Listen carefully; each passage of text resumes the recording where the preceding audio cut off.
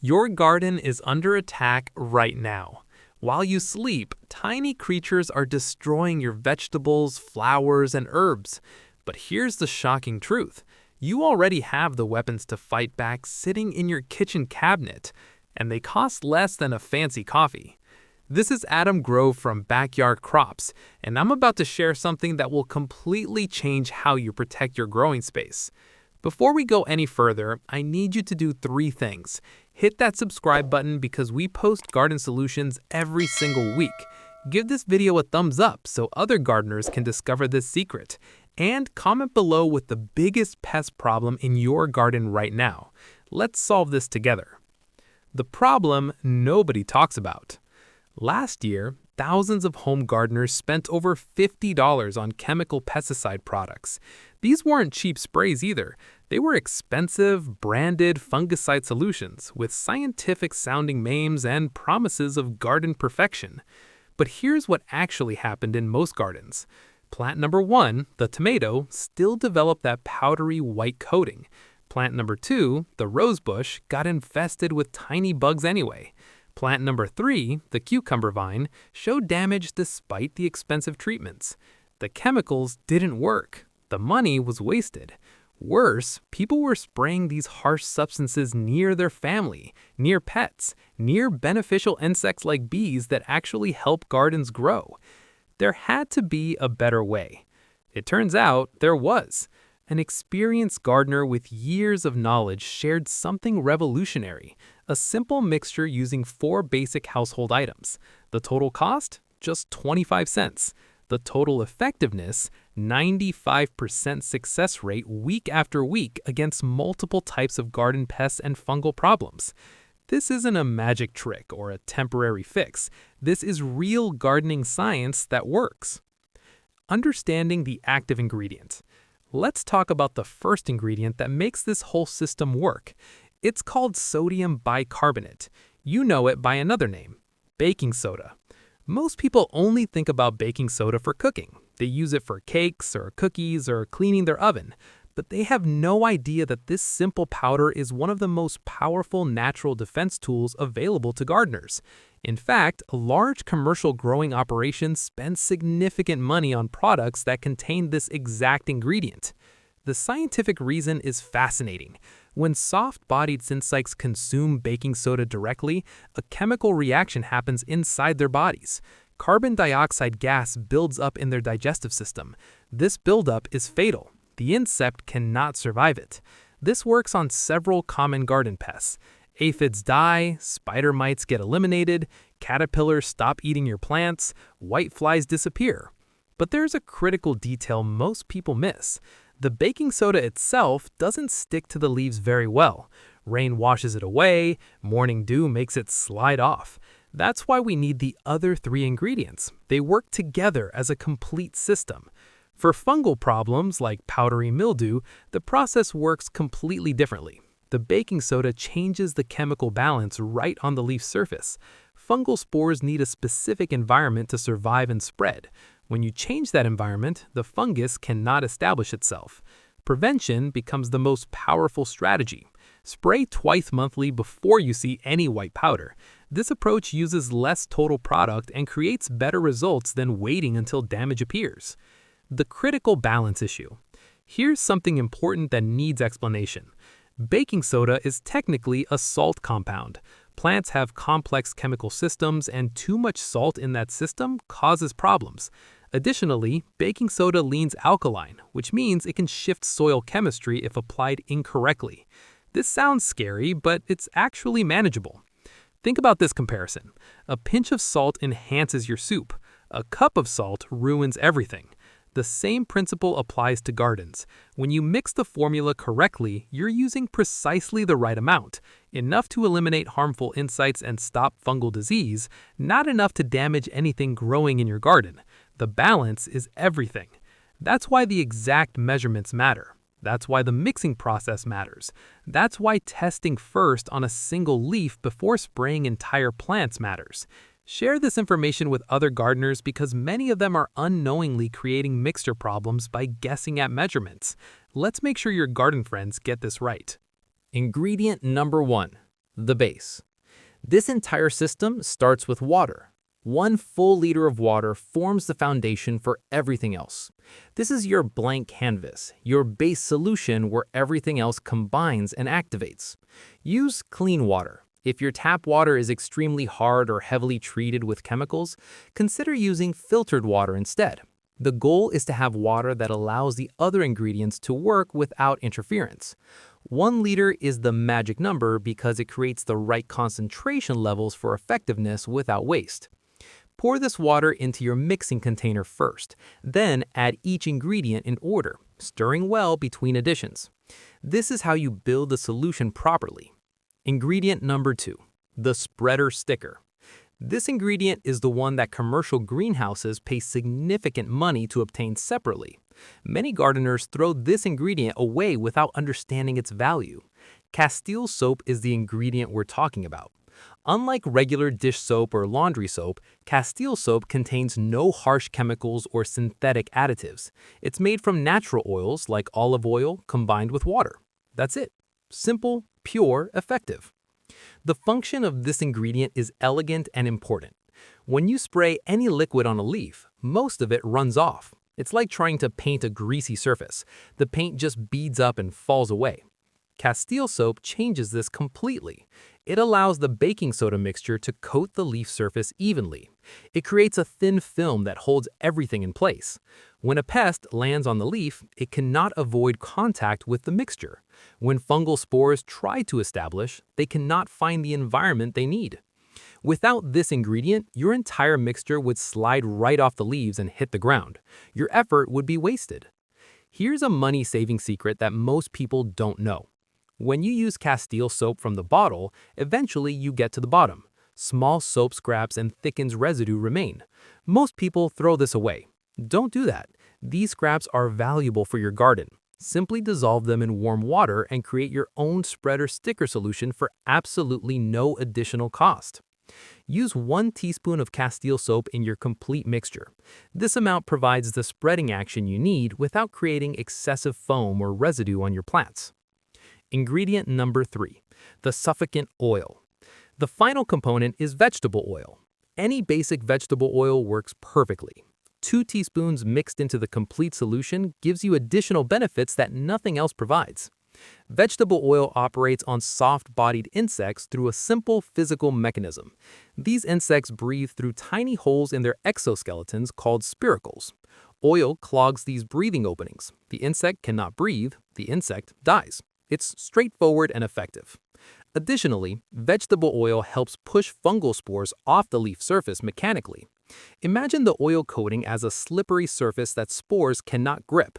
Some spores get knocked away entirely. Others cannot settle into the areas they need for reproduction.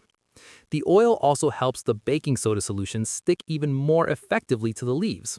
All 3 components, baking soda, Castile soap, and vegetable oil, work together synergistically. Each one makes the others more effective. Subscribe to Backyard Crops for more combinations like this. We find solutions that multiply effectiveness through strategic mixing and timing. The complete formula and mixing process.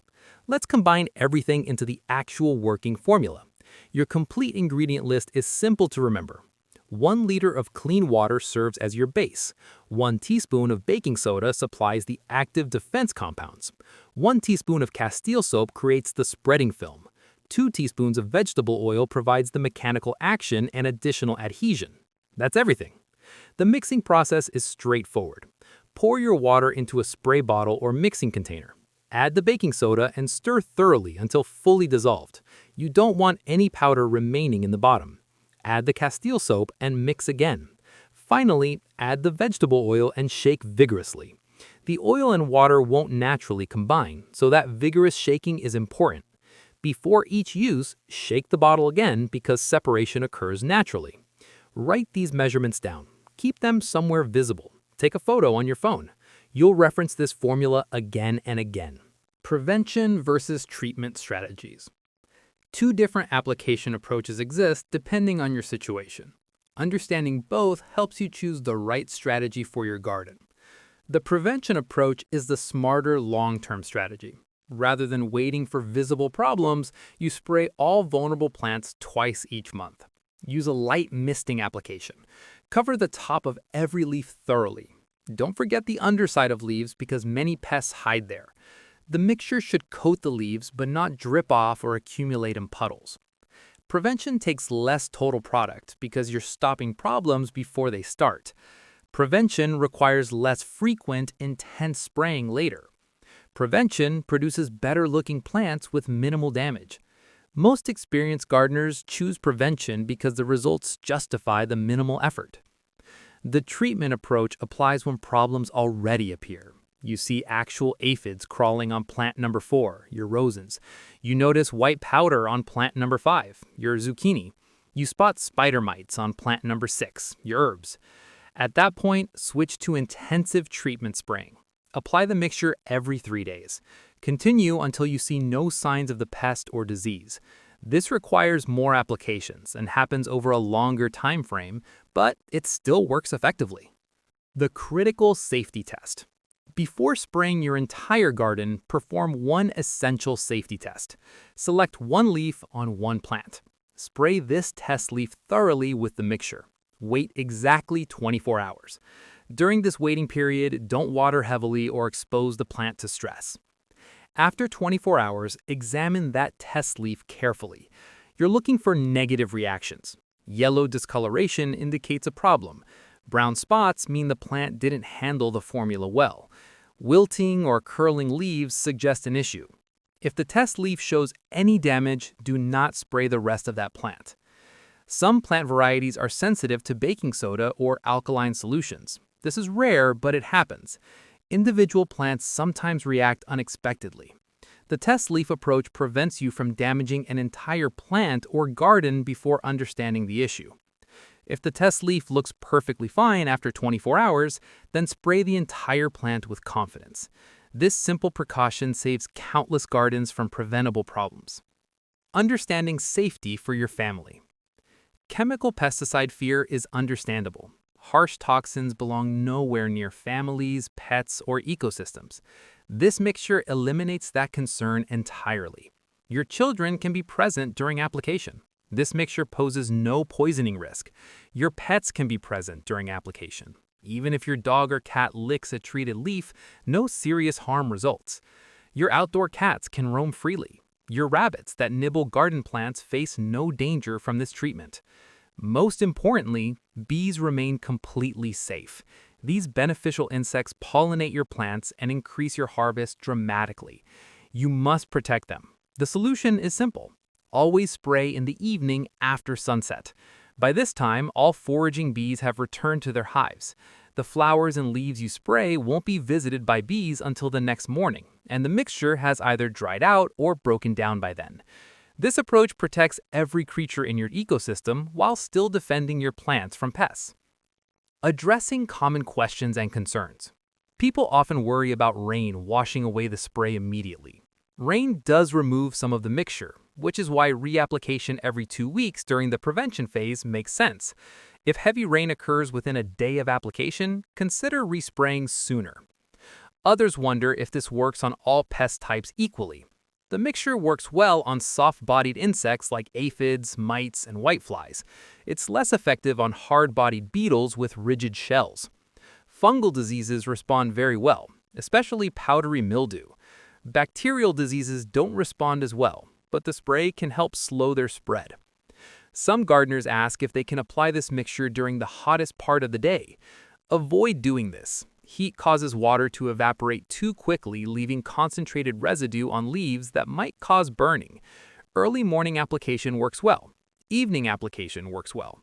Midday application risks damage. Expanding your garden defense. Once you master this basic formula, you're ready to learn variations. Some gardeners add sulfur powder for additional fungal protection. Others add neem oil for enhanced insect control. Still others add kelp extract for improved plant health while fighting pests. Start with the basic formula first. Master it. See how it performs in your specific garden with your specific plants and pests. Then expand. Build your knowledge systematically rather than overwhelming yourself with complex mixtures immediately. connecting with the gardening community. Here's something that happens after you use this solution successfully. Your neighbors notice. Plant number 7, your vegetable garden, starts producing abundantly. Plant number 8, your flowering shrubs, bloom more intensely than ever. Plant number 9, your herb containers, stay perfectly healthy throughout the season. Neighbors stop by. They ask questions. They want to know your secret. This is your moment to share knowledge. Tell them about the baking soda solution. Show them the measurements. Explain the science. Help them succeed in their own gardens. This community building strengthens everyone's gardening skills and results. When you share effective solutions, you create a neighborhood culture of gardening success. Adam Grove from Backyard Crops wants to hear from you. Comment below and tell us your biggest garden challenge. Are you fighting aphids? Do you struggle with powdery mildew? Maybe Japanese beetles are destroying your plant's number 10.